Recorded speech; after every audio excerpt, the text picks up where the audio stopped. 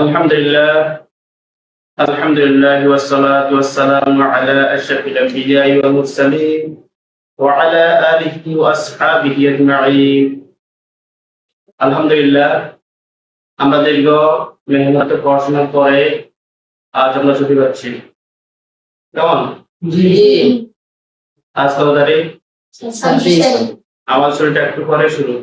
জি। হ্যাঁ, আবার আমরা ফিরে আসবো কবে? 10 তারিখ। 10 তারিখ। আচ্ছা, তো আমরা যেহেতু বাড়িতে যাব, বাড়িতে আমাদের কিছু করণীয় আছে।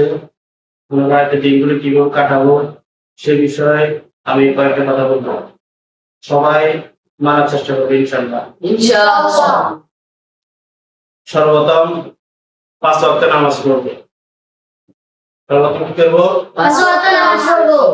বাড়িতে গিয়ে 5 ওয়াক্ত নামাজ আদায় করবো। মাদ্রাসা যাওয়ার সময়ে কাজ সময় করেছি, নামাজটা সময়ে আদায় করেছি, তেমনি আমরা বাড়িতে গিয়েও সেটা বজায় রাখবো ইনশাআল্লাহ।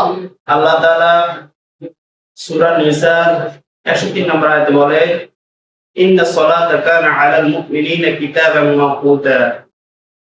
নিশ্চয় সালাত মুমিনের উপর নির্ধারিত সময় ফরজ করা হয়েছে।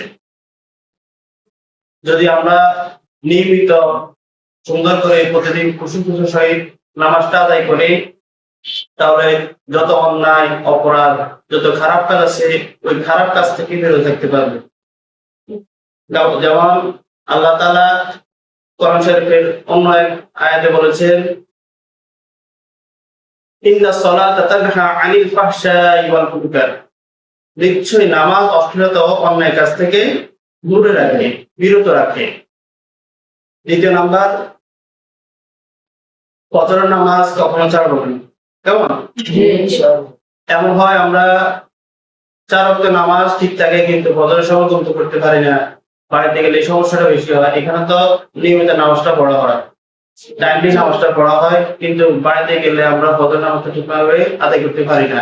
অবশ্যই এদিকে খেয়াল রাখতে হবে ফজর নামাজ যেন ছেড়ে না দেওয়া যায়, যাতে সঠিক সময় নামাজটা আমরা আদায় করতে পারি। 3 নাম্বার কাজ, কোরআন তেলাওয়াত করবেন। কি করবেন? কোরআন তেলাওয়াত করবেন। প্রতিদিন কিছু সময় কোরআন তেলাওয়াত করবেন। যে ছাত্র কোরআনের সাথে সম্পর্ক, আল্লাহ তাআলা তার অন্তরকে নূরের আলোয় আলোকিত করেন। আল্লাহ তাআলা তার অন্তরকে কি করেন? নূরের আলোকিত করেন। 4 নাম্বার, পিতামাতার খেদমত করব। বাড়িতে গেলে পিতামাতাকে সালাম দেব, তাদের কাজে সাহায্য করব, তাদের সাথে সম্মানের সাথে কথা বলবো। ঠিক আছে? জি। এটা মানবো তো? জি ইনশাআল্লাহ। যেমন আল্লাহ তাআলা কোরআনে কারীমে বলেন, ওয়াবিল ওয়ালিদাইনি ইহসানা। তোমরা পিতামাতার সাথে সৎ ব্যবহার করো। বড়দের সম্মান করব, ছোটদের স্নেহ করব।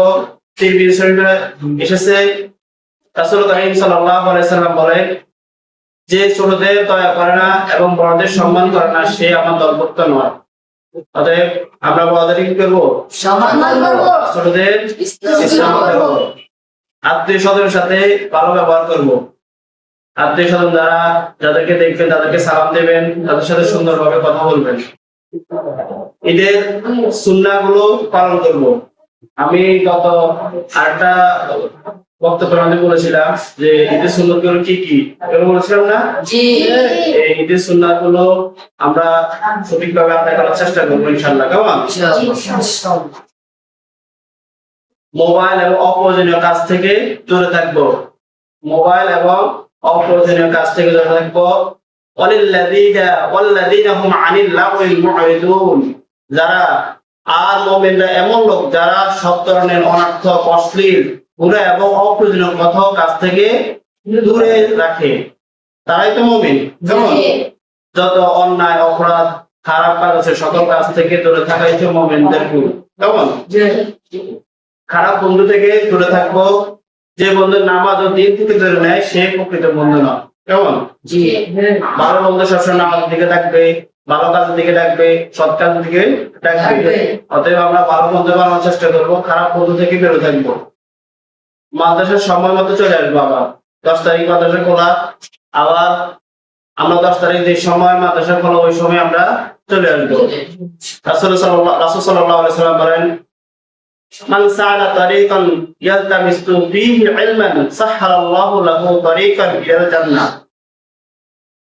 যে ব্যক্তি ইলমের পথে থাকে আল্লাহ তার জন্য জান্নাতের পথ সহজ করে দেয়। সহিহ মুসলিম শরীফের হাদিস। যে ব্যক্তি ইলমের সাথে ইলমের পথে থাকে আল্লাহ তার জন্য জান্নাত সহজ করে দেয়।